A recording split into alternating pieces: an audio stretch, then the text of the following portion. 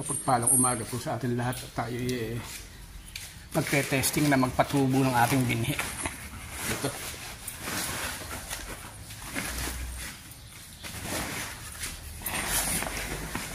Ito konti lang.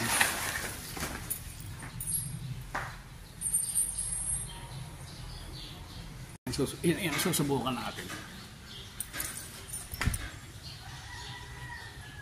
Isang 402 tsaka isang 160. Yung 160 yan galing ng DE yan, libreng binhi lang yan. Ito binili natin. Itong 402 may nakalagay ayuda ng libre gobyerno.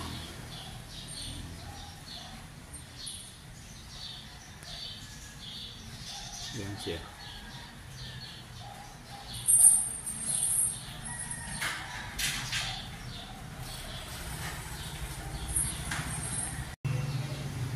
Ngayon May 29, tetestingin natin ng halos isang dakot na ganito lang.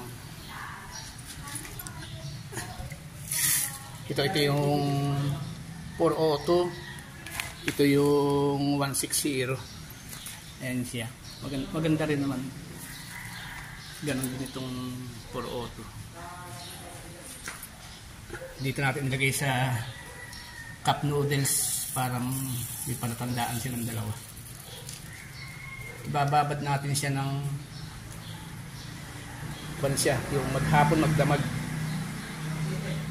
Ngayon 29, 30, 31. Titingnan natin siya sa linggo ng hapon. Sa 31.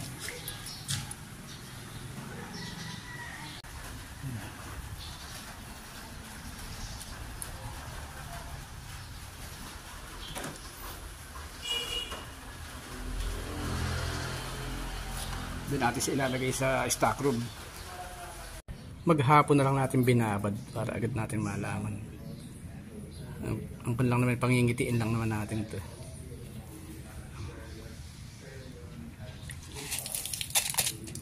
Hindi natin babalutin. Ito yung 402.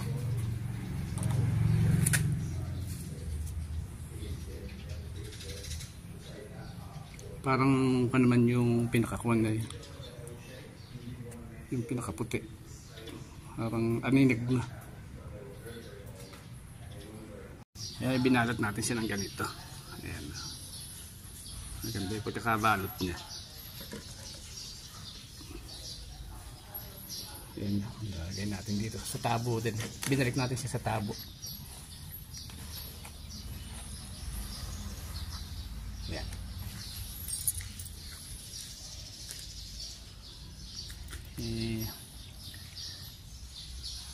Yun lang siya para medyo mag-init.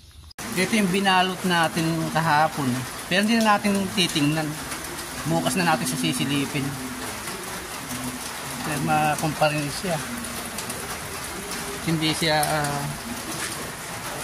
uminit.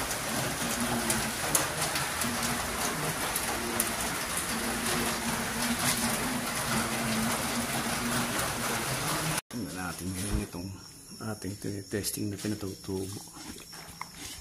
Ito yung 402. Ang 2 days na niya. 2 days okay na rin naman.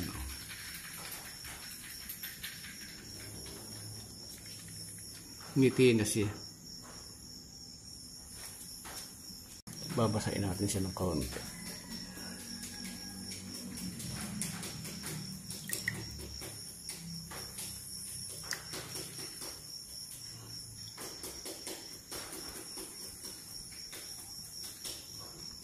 Ito naman yung 160.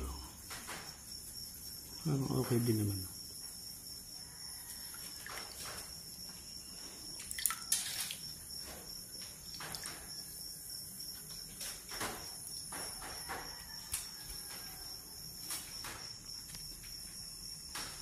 Ito na tinesting nating binhi. Ito yung 160. Ito naman yung 402. Dalawang klase kasi itong ating tinesting natin. Tigi isang area sila. Kuwan yan, ito yung 160. Kuwan ito 3 days and 3 nights. Ito namang ito yung 402. Ito siya, okay naman. Okay naging resulta niya. Halos 90%.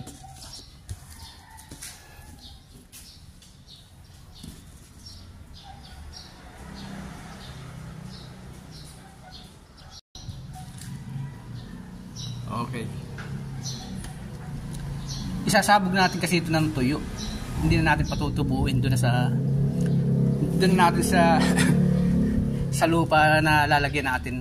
Doon na sila tutubo. Kaya sinigurado lang natin. Bali 72 hours yan. 3 days and 3 nights. 72 hours.